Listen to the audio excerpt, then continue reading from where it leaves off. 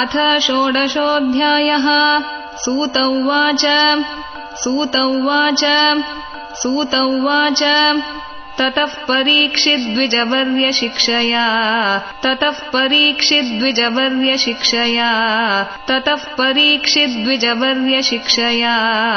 महीं महाभागवतः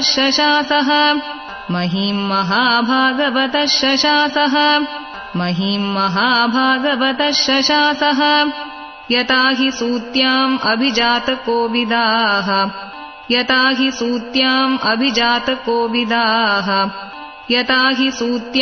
अभिजातकोविदाः समादिशन् विप्रमहद्गुणस्तथा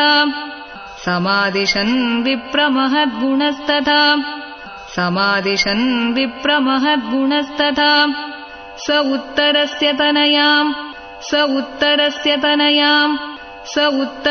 तनयाम् उपयेम इरावतीम्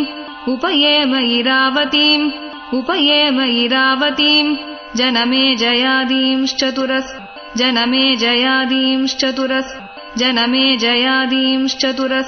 तस्यामुत्पादयत्सुतान्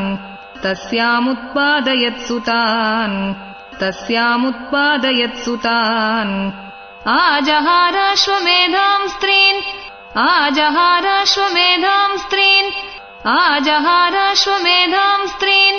गङ्गायाम् भूरिदक्षिणान् शारद्वदम्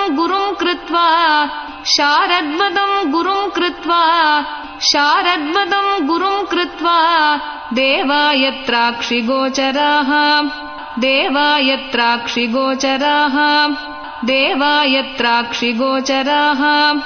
निजग्राहौजसा वीरः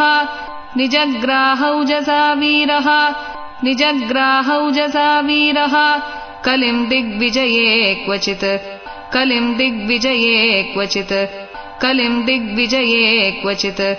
नृपलिङ्गधरम् शूद्रम्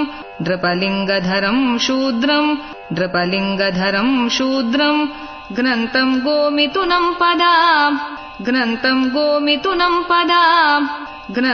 गोमितुनम् पदा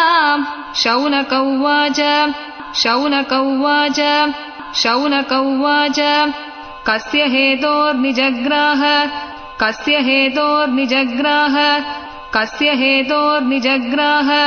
कलिम्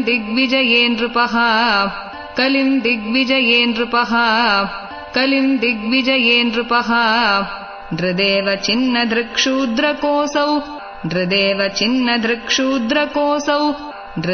चिन्नदृक्शूद्रकोऽसौ गाम्यः पदाहनत्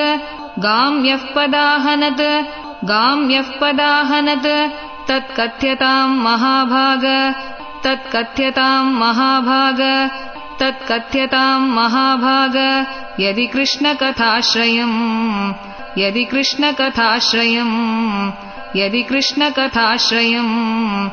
अथवास्य पदाम्बोज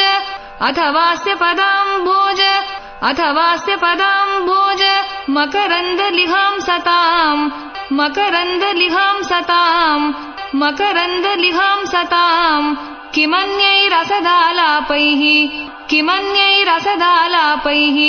किमन्यैरसदालापैः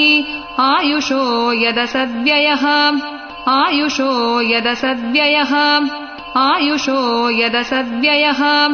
क्षुद्रायुषाम्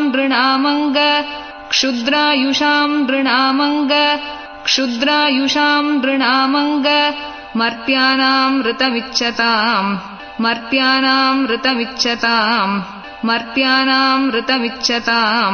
इहोपहूतो भगवान्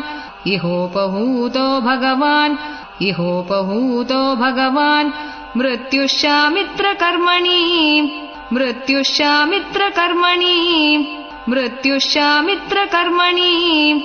न कश्चिन्म्रियते तावत्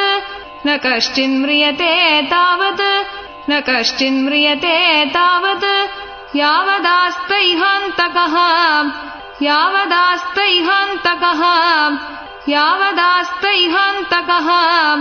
एतदर्थम् हि भगवान् एतदर्थं हि भगवान् आहूतः परमर्षिभिः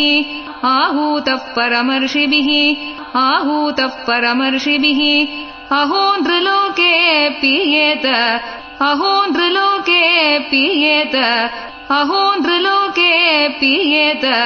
हरिलीलामृतं वचः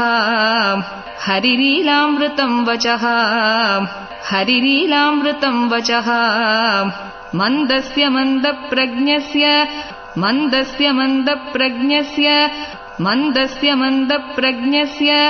वयो मन्दायुषश्च वै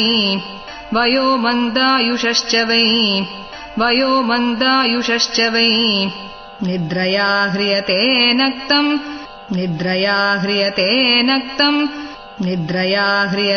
नक्तं दिवा च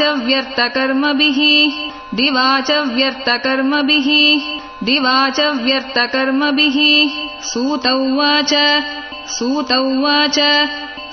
उवाच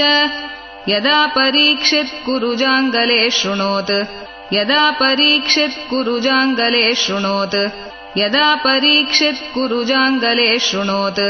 कलिं प्रविष्टं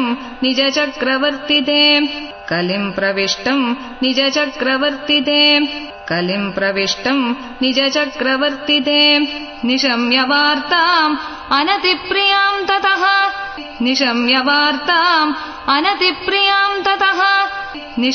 वार्ताम् अनतिप्रियाम् ततः शरासनं संयुगशौण्डिराधदे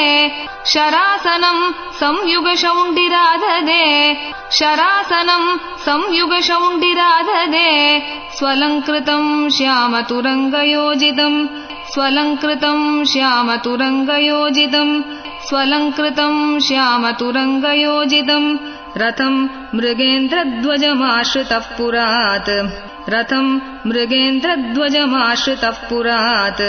रथं मृगेन्द्रध्वजमाश्रितः पुरात् वृतो रथाश्वद्विपपत्तियुक्तया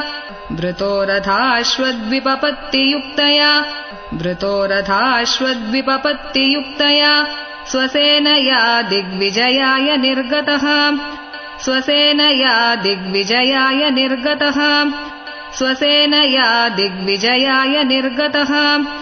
भद्राश्वं केतुमालं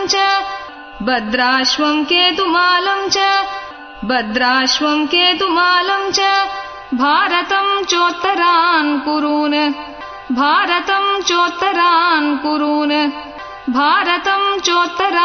कुरून् किं पुरुषादीनि वर्षाणि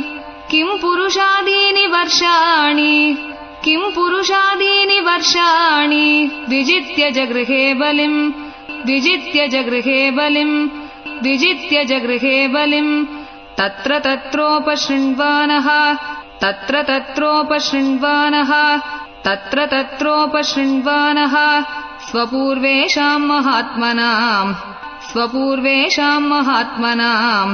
स्वपूर्वेषां महात्मनां प्रगीयमाणं च यशः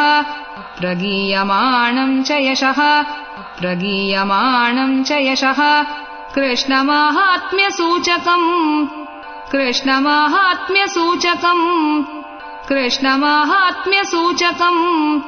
आत्मानं च परित्रातम्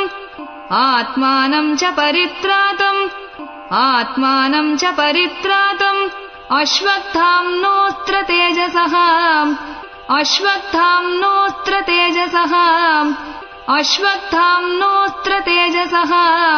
स्नेहं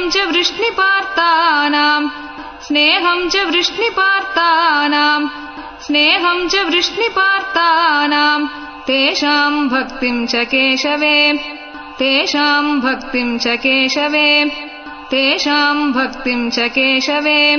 तेभ्यः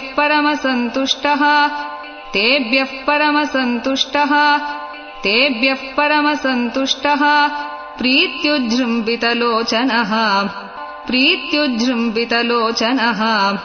प्रीत्युज्जृम्बितलोचनः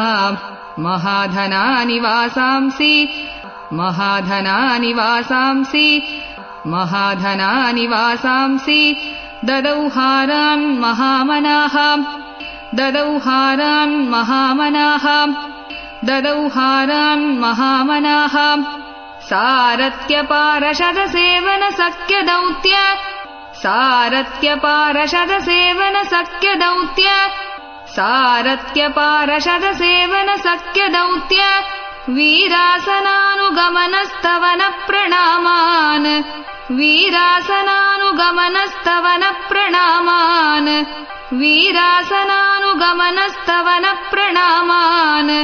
स्निग्धेषु पाण्डुषु जगत्प्रणतिं च विष्णोः स्निग्धेषु पाण्डुषु जगत्प्रणतिं च विष्णोः स्निग्धेषु पाण्डुषु जगत्प्रणतिं च विष्णोः भक्तिं करोति नृपतिः चरणारविन्दे भक्तिं करोति नृपतिः चरणारविन्दे भक्तिं करोति नृपतिः चरणारविन्दे तस्यैवं वर्तमानस्य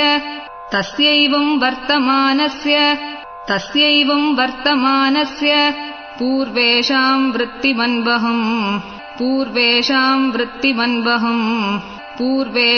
वृत्तिमन्वहम् नातिदूरे किलाश्चर्यम्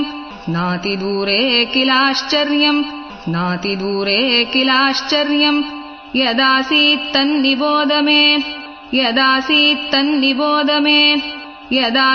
तन्निबोध मे धर्मः पदैकेन चरन्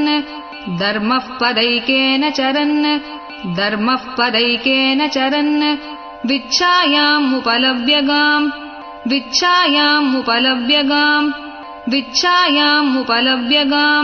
पृच्छति स्माश्रुवदनाम्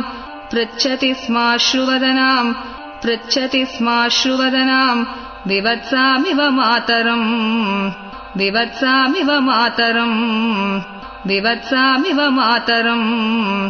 धर्म उवाच कच्चिद्भद्रेणामयम् आत्मनस्ते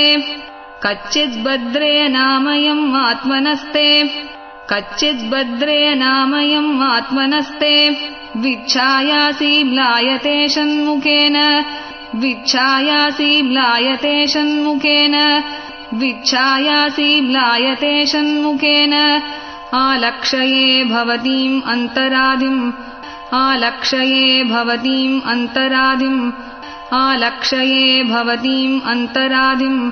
दूरे बन्धुं शोचसि कञ्चनाम्ब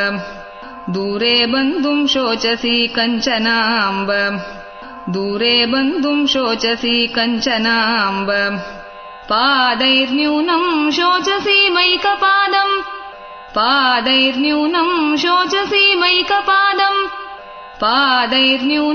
शोचसि मैकपादम् आत्मानं वा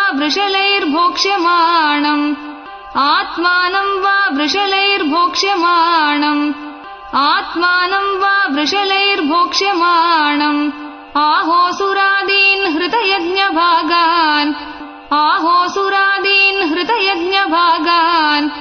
आहोसुरादीन् हृतयज्ञभागान् प्रजावुतस्मिन्मगवत्यवर्षति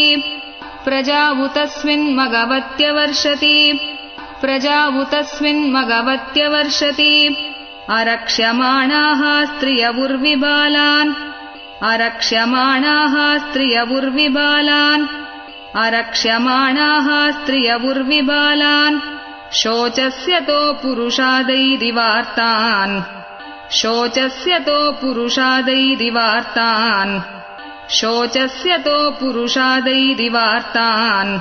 वाचं देवीं ब्रह्मकुले कुकर्मणि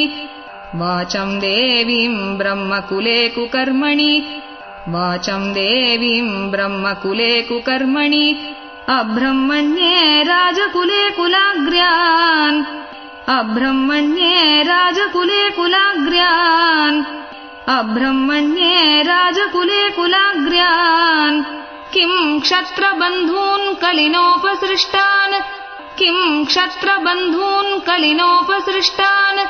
किं क्षत्रबन्धून् कलिनोपसृष्टान् राष्ट्राणि वातैरवरोपितानि राष्ट्राणि वातैरवरोपितानि इतस्ततो वाशनपानवास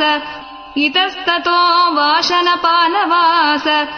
इतस्ततो वाशनपानवास स्नानव्यवायोन्मुखजीवलोकम् स्नानव्यवायोन्मुखजीवलोकम् स्नानव्यवायोन्मुखजीवलोकम्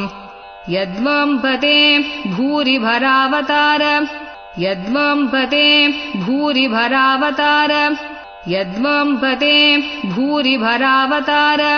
कृतावतारस्य हरेर्धरित्री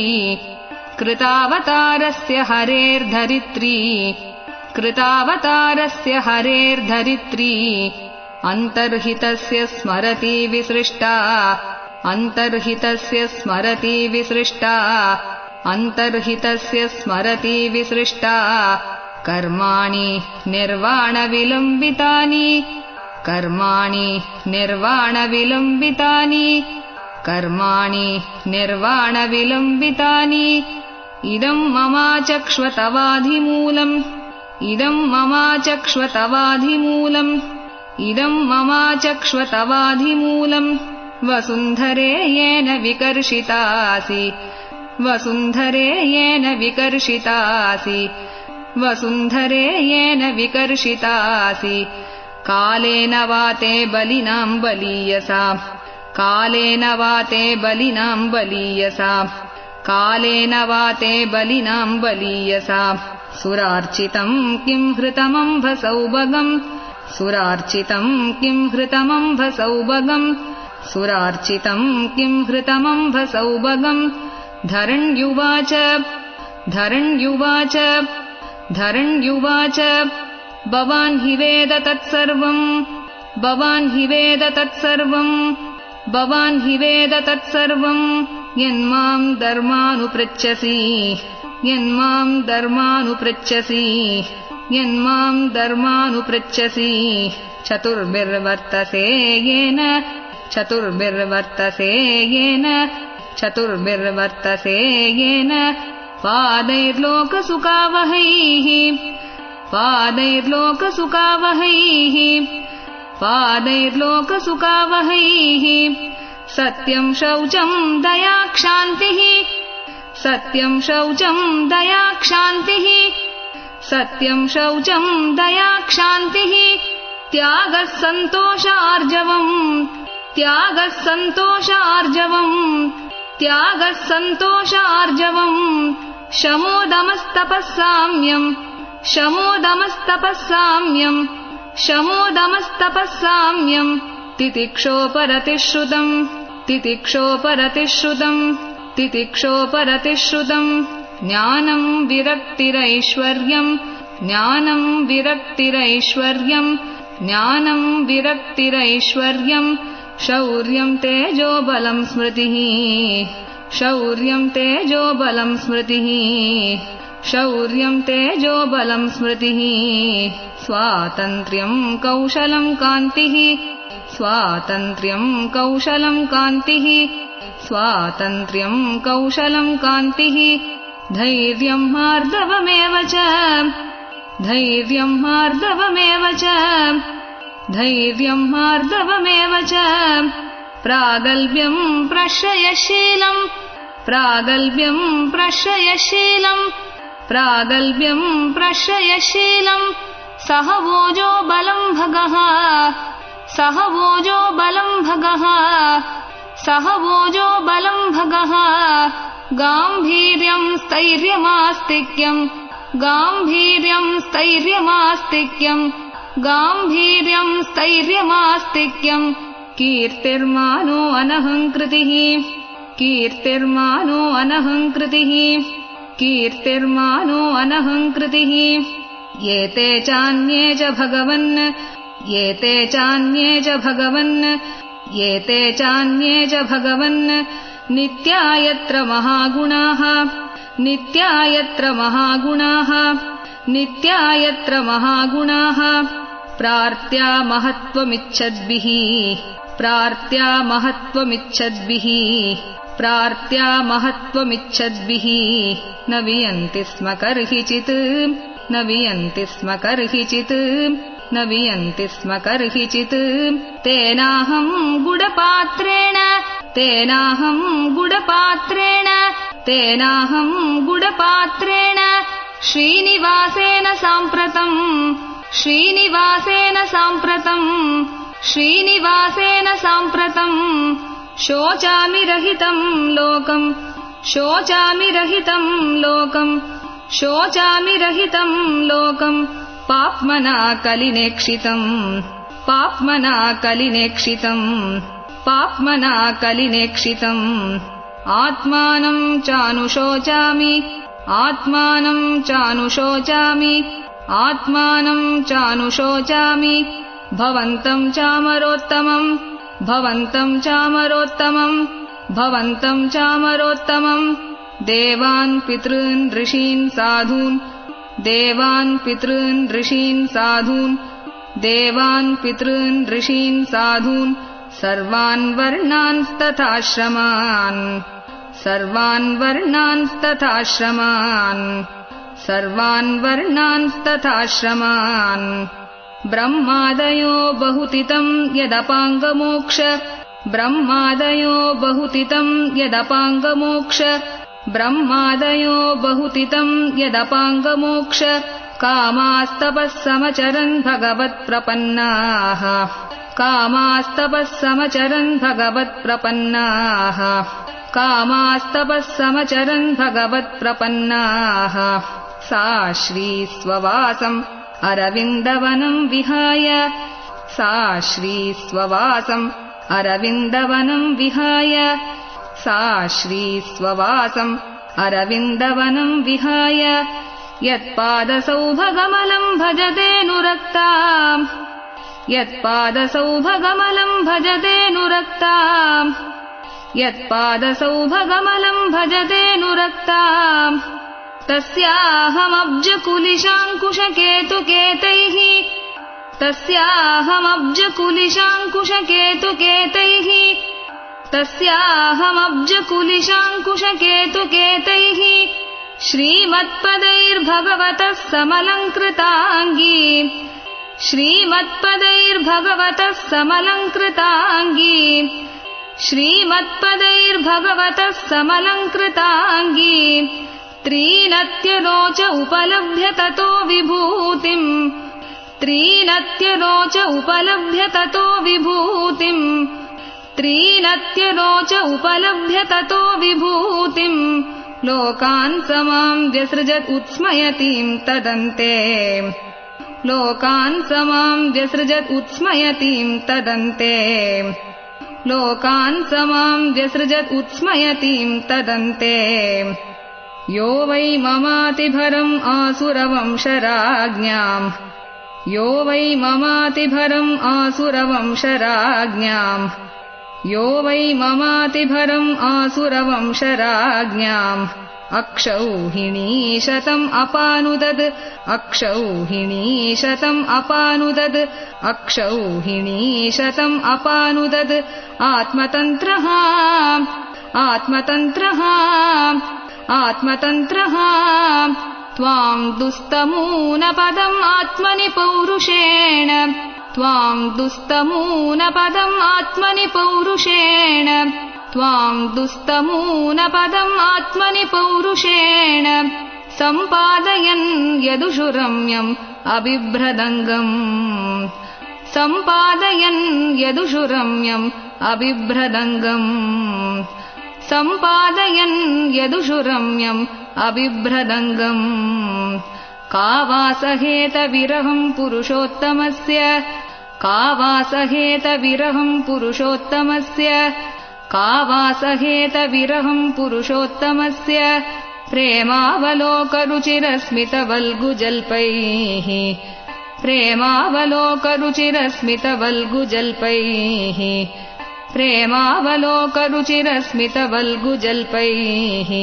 स्थैर्यम् समानमहरन्मधुमानिनीनाम्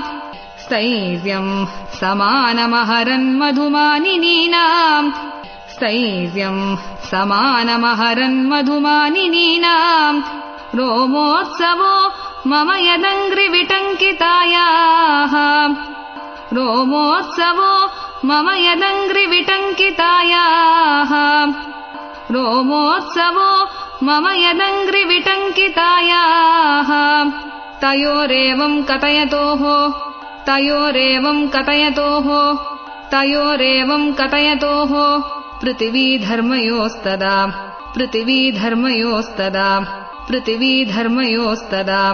परीक्षेन्नाम राजर्षिः परीक्षेन्नाम राजर्षिः परीक्षेन्नाम राजर्षिः प्राप्तः प्राचीम् सरस्वतीम् प्राप्तः प्राचीम् सरस्वतीम् प्राप्तः प्राचीम् सरस्वतीम् इति श्रीमद्भागवते महापुराणे पारमहंस्याम् संहितायाम् प्रथमस्कन्धे षोडशोऽध्यायः। श्रीहरये नमः। श्रीहरये नमः। श्रीहरये नमः। गोपिका जीवनस्मरणम् गोविन्द गोविन्द। सद्गुरुनाथ महाराज की जय।